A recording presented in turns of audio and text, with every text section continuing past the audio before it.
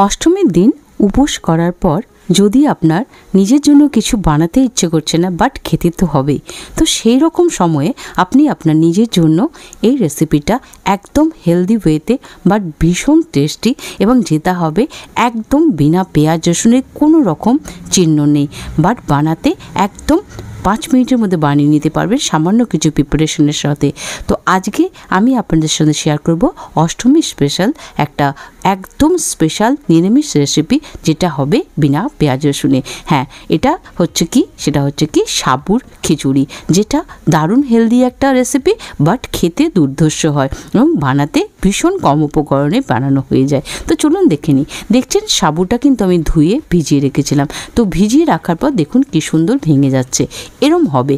তো কি করে ভেজাবেন, এটা তো ভেজানো সাবু, বাট আপনি যখন কাঁচা সাবু নেবেন, ধরুন এইভাবে প্লেন করে নেবেন, প্লেন করে নিয়ে ধোয়ার পরে এরম প্লেন করে নেবেন, মানে ভালো করে আগে ধুয়ে নেবেন, দিয়ে কানা বরাবর যেরকম আমি দেখাচ্ছি, জাস্ট মানে সাবুতে জল ঢেলে সাবুটা ডুবে যাচ্ছে এরম, আর তারপরে 3 ঘন্টা ভিজিয়ে রেখে দিন। ভিজিয়ে রাখার পর মাঝখানে 1 ঘন্টা পর একটু নাড়িয়ে দেবেন, তারপরে আবার ঢেকে রেখে দেবেন। তো যদি 3 ঘন্টা সময় না থাকে, আপনি 2 ঘন্টা থেকে 2.5 ঘন্টা রাখলেও এটা হয়ে যাবে। তো ততক্ষণ সাবুটা কিন্তু ভিজে যাবে আপনার, সুন্দর এরম দানাদার ভিজে যাবে। তো জলের আন্দাজটা নিশ্চয়ই বোঝাতে পারলাম।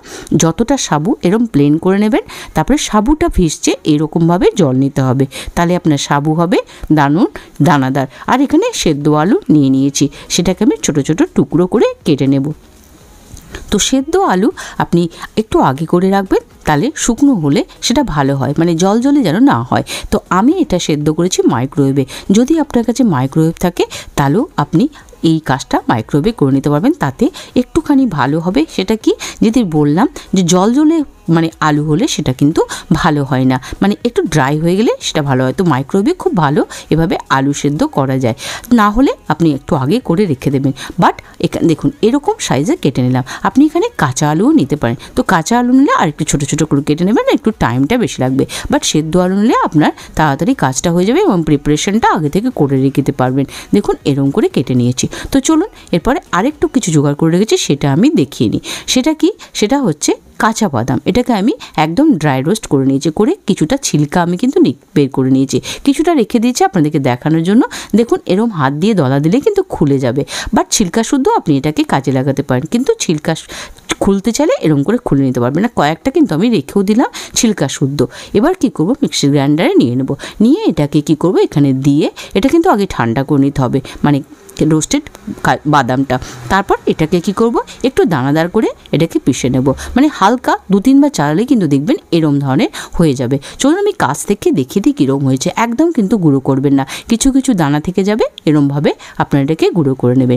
তবে চলুন নেক্সট স্টেপে যাই, খিচুড়িটা বানাই, মানে সাবুর খিচুড়িটা। সাবুর খিচুড়িটা বানানোর জন্য কড়াই নিয়ে নিয়েছি, দিয়ে দিলাম একটুখানি তেল, আর একটুখানি দিয়ে দেবো ঘি। পুরো ব্যাপারটা আপনি ঘি বানাতে পারেন, অনেকেই উপোসের দিনে শুধু ঘিয়ে খাওয়া পছন্দ করেন, বাট আমি এখানে সাদা তেল আর ঘি দিয়ে বানাচ্ছি।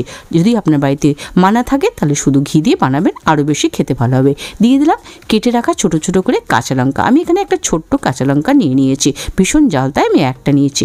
তো আপনি আপনার মতো করে নিয়ে নেবেন। কাঁচা লঙ্কাটা একটু গরম হয়ে গেলে দিয়ে দেবো জিরে, কিছুটা অল্প একটু জিরে দিয়ে দিলাম। এবার জিরেটা একটু ফুটে উঠবে, তারপর যাবো নেক্সট স্টেপে একটু কারি পাতা দিয়ে দিলাম। তো আমি এখানে আমার কাছে ড্রাই কারি পাতা ছিল, সেটা দিলাম, আপনারা ফ্রেশ কারি পাতা দিবেন। আর দিয়ে দেবো একটুখানি হিং, একটু বেশি করেই দেবো, নিরামিষ রান্নাতে হিং দিলে খুব ভালো লাগে। আর এখানে গ্রেট করে রাখা দিয়ে দিলাম আদা। তো আদা গ্রেট করে না পারলে দিবেন একটু বেশ ভীষণ জিরি করে বা ভীষণ কুচো কুচো করে কেটে, কিন্তু একদম মোটা মোটা দিলে চলবে না। আর তারপরে একটু ভেজে নেওয়ার পর দিয়ে দিলাম আমাদের সেদ্ধ আলুটা। তো আলু তো সেদ্ধ করাই আছে, তাই কি করতে হবে, এখানে চড়া আছে, আলুটাকে কিন্তু সুন্দর করে ভাজতে হবে, যাতে আলুটার মধ্যে একটা ব্রাউন স্পট চলে আসে, এবং তাতে কি হবে, খেতে বেশি ভালো লাগবে। আর যদি আপনি কাঁচা আলু দেন তাহলে তো কোনো প্রবলেম নেই, তাহলে কি হবে, ছোট ছোট করে কেটে একটু ভাজা ভাজা করে নিতে হবে। তো এখানে যেহেতু সেদ্ধ আলু, তাই জন্য আলুটাকে যতক্ষণ ব্রাউন স্পট না আসছে সুন্দর করে হাই হিটে আমি এটাকে একটু ভাজা ভাজা করে নিলাম, তাহলে খেতে খুব ভালো লাগবে আর একটু ক্রাঞ্চি হবে। চলুন এবার যাই নেক্সট স্টেপে। নেক্সট স্টেপে কী করবো, নেক্সট স্টেপে এর সাথে একটুখানি কিছু দিয়ে দিতে হবে মশলা। সেই মশলাটা কী মশলা চলুন দেখুন ভাজাটা কিন্তু আপনারা দেখতেই পাচ্ছেন ব্রাউন মতো হয়ে গেছে, প্রতিটা আলুতে কিন্তু স্পট চলে এসছে। দিয়ে দিলাম একটুখানি হলুদ। হ্যাঁ, একটা কথা, অনেকের বাড়িতে উপোস কাপাসের দিনে হলুদ খায় না, যদি না খান তাহলে দেবেন না। আমার বাড়িতে চলে, তাই আমি একটুখানি হলুদ দিয়ে দেখালাম। আমি খাই হলুদ, তাই জন্য হলুদ দিলাম। হলুদ দেওয়ার পর কালারটা চেঞ্জ হয়ে গেল, কি সুন্দর দেখতে পাচ্ছেন। তারপর দিয়ে দেবো এই আমাদের গুঁড়ো করে রাখা রোস্টেড বাদামটা। তো আমি একবারে দিলাম না, একটু টুকরো দেবো, তাতে পুরো আলুর মধ্যে সুন্দর করে চলে যাবে আর আলুর সাথে এটা একটু সুন্দর করে রোস্টও হয়ে যাবে। একে তো এমনিতে রোস্ট করাই আছে, আর একটু সুন্দর ভাজা ভাজা গন্ধ আসবে। সুন্দর করে বাকিটাও দিয়ে দিলাম আমি, দিয়ে এখানে ভাজা ভাজা করে নিচ্ছি। তো এই কাজটা দুবারে কেন করলাম, তাহলে কি হবে, পুরো আলুগুলোর মধ্যে আসবে আর ভাজাটা খুব সুন্দর হবে। এবার দিয়ে দেবো আমাদের আসল ইনগ্রেডিয়েন্ট, সেটা হচ্ছে সাবুদানা। সাবুদানার ব্যাপারটা যেটা আমি আপনাদেরকে বললাম, আরেকবার আমি বলে দিই, সাবুদানা যতটা নেবেন ততটা বেশ সুন্দর করে বিছিয়ে নেবেন, ধুয়ে নেওয়ার পর তারপর সাবুদানার যতটা ভিজতে জল লাগে ততটা কিন্তু জল দেবেন। তাহলে দেখবেন আপনার সাবুদানার খিচুড়ি একদম যে ঝরঝরে সাবুদানার খিচুড়ি যদি আপনি চান সেরকম সাবুদানার খিচুড়ি পাবেন। তো কথা বলতে বলতে আমি সমস্ত সাবুদানাগুলোকে সমস্ত মশলার সঙ্গে ভেজে নিলাম। তারপর একটুখানি হাত ধোয়া জল দিলাম, দেখতে পেলেন কতটুকু, একদম হাত ধোয়া। তাতে কি হবে, আপনার সাবুদানার খিচুড়িটা একটু ময়েশ্চার পাবে, তা নাহলে একদমই শুকনো শুকনো লাগবে, তাই না। তাই জন্য একটু হাত ধোয়া জল দেবে, মিশিয়ে নিলাম একটু সুন্দর করে সবগুলোর সাথে। এবার লাস্টে আরেকটু আমি ঘি দিয়ে দিলাম, খুব ভালো লাগবে লাস্টে আরেকটু ঘি দেওয়ার চেষ্টা করবেন, তাহলে আপনার যে সাবুদানা খিচুড়িটা লাস্টে ঘি দিলে ঘিয়ের যে গন্ধটা বেশি সুন্দর রিটার্ন করবে। হয়ে গেল, ঘিটা মিশিয়ে দিলাম। এবার কি দেবো, এবার একটুখানি নুন আর মিষ্টি দিতে হবে। প্রথমে একটুখানি মিষ্টি দিয়ে দিলাম, মিষ্টিটা টোটালি অপশনাল, না দিতে চাইলে দেবেন না। আর এখানে লবণ দিয়ে দিলাম, লবণ এখানে যেহেতু উপসর জিনিস তাই পিঙ্ক সল্ট রক সল্ট যেটা সেটা দিয়ে দিলাম। তো স্বাদ অনুযায়ী লবণ দিয়ে দেবো, দিয়ে সুন্দর করে এটাকে মিশিয়ে নেব। আমাদের কিন্তু সাবুদানার খিচুড়ি প্রায় লাস্ট স্টেজে। কতক্ষণ লাগলো বুঝতেই পারলেন, ভীষণ সিম্পল কিন্তু, জাস্ট শুধু সাবুদানা ভেজানোর যে কায়দাটা দেখিয়ে দিলাম সেইভাবে ভেজাবেন, তাহলে আপনাদের সাবুদানার খিচুড়ি একদম ঝরঝরে সুন্দর হবে, যেটা আপনি কিছুক্ষণ পরও খেলেও কোনো অসুবিধা নেই। দেখতেই পাচ্ছেন কি সুন্দর ঝরঝরে হয়েছে। এই ঢেকে দিলাম আঁচটা সিম করে একদম এই 1.5 থেকে 2 মিনিটের জন্য। 1.5 থেকে 2 মিনিট পর ফিরে আসবো। দেখুন 1.5 থেকে 2 মিনিট পর ফিরে এসছি, আপনারা নিজেরা দেখতে পাবেন আপনার সাবুদানার যে খিচুড়ি একদম দানাদার ঝরঝরে তৈরি রেডি। দেখুন আপনারা দেখেই বুঝতে পারছেন, একটার গায়ে একটা কিন্তু একদম লাগেনি। অনেকের বাড়িতে সাবুদানার খিচুড়ি একদম কেমন যেন গায়ে গায়ে লেগে যায়, লদলদে হয়ে যায়। তো এইভাবে করলে আর আপনার সেই প্রবলেম হবে না। লাস্টে আঁচটা বন্ধ না করে জাস্ট সিম আঁচ করে দিয়েছি, করে দিয়ে লেবু চিপে দেবো।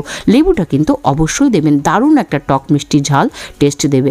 দিয়ে এবার কিন্তু আঁচটা বন্ধ করে দেবো, নাড়িয়ে চাড়িয়ে নিলাম। এবার আঁচটা বন্ধ করে দেবো। বন্ধ করে দেওয়ার আগে কিছুক্ষণ আমি স্ট্যান্ডিং টাইম দিয়ে তারপর করে দেবো সার্ভ এটাকে।